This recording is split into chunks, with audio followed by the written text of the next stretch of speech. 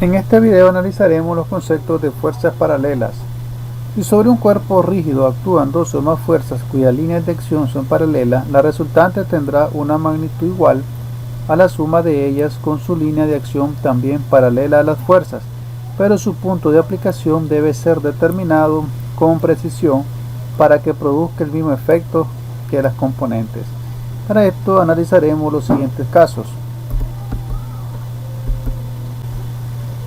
En este caso tenemos una barra que está sometida a dos fuerzas, una F1 de 20 Newton y una fuerza F2 de 30 Newton,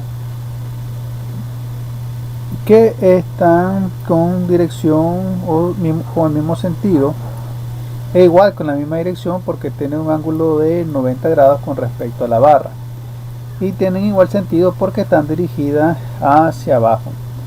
Este caso nos muestra, o la figura nos muestra, el procedimiento para encontrar la resultante. Para encontrar la resultante de estas dos fuerzas, lo que hacemos nosotros es dibujar la barra, luego ubicamos las fuerzas con las distancias que corresponden entre cada una de ellas.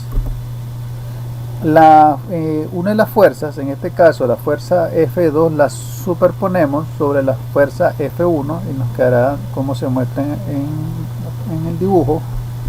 Luego la F2 la cambiamos, F1 la cambiamos de dirección y la ponemos sobre F2, es decir, donde inicia la fuerza F2 o donde está aplicada. Luego lo que hacemos es unimos esas dos fuerzas, las cuales, por así decirlo, hemos sacado una copia y ubicado en otro lugar, y donde esta recta corta la barra donde se está ejerciendo las dos fuerzas, en ese punto es donde está ubicada la fuerza resultante. Es decir, que si nosotros quitáramos la fuerza F1 y F2, que como vemos en la gráfica, la resultante de ellas dos es de 50 Newton, porque como ellas tienen el mismo sentido, entonces la sumamos y nos va a dar una sola fuerza de 50 Newton. Es decir, si nosotros quitamos la fuerza F1 y F2 y ponemos una fuerza de 50 Newton, estará haciendo el mismo efecto que teniendo las dos fuerzas. También nosotros podemos sumar o encontrar la resultante de estas dos fuerzas de la siguiente manera. Dibujamos la barra y las dos fuerzas que se están aplicando. Luego la F2 la dibujamos delante o donde termina la F1. En este caso nosotros o para encontrar la resultante, estos tienen que ser hechos a escalas. Es decir, que nosotros tenemos que decir, cuando estemos dibujando, a cuántos newton va a representar un centímetro o una pulgada de acuerdo con las unidades de medida que estamos trabajando. Podemos decir que tal vez un centímetro equivale a 10 newton o un centímetro puede equivaler a 5 newton. Y de esa manera, así nosotros dibujamos las fuerzas para que el dibujo pueda hacerse con precisión. E igual, en este caso estamos trabajando nosotros con centímetros, la longitud de la barra. Podemos decir diferente también, que un centímetro que estamos dibujando puede equivaler a 10 centímetros de los que realmente es en la vida real. Entonces, si estuviera en metros, también podemos decir que un centímetro pueden ser 10 metros, y así pues dependiendo del caso nosotros podemos variar las escalas. Entonces, siguiendo con el caso 2, lo que hacemos entonces, las fuerzas nosotros que están presentes las ubicamos en la otra fuerza donde inician o terminan, perdón. En este caso hemos puesto F2 al terminar la hemos iniciado donde termina F1 y luego F1 la ubicamos donde termina F2, y luego lo que hacemos es unir las fuerzas, es decir, la copia de F2 donde termina la copia F2 la unimos con la fuerza F2 presente.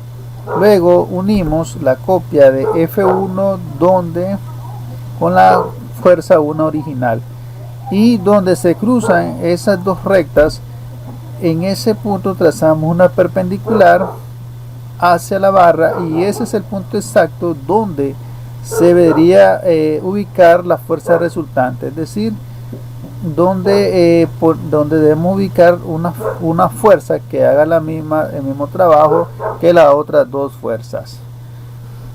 En el siguiente caso tenemos dos fuerzas paralelas pero con diferentes sentidos. Tienen una está dirigida F1 hacia abajo y la fuerza F2 hacia arriba.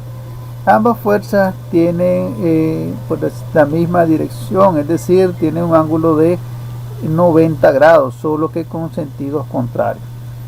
En la gráfica vemos cómo encontramos las fuerzas resultantes de manera gráfica. En este caso, ¿qué es lo que hacemos?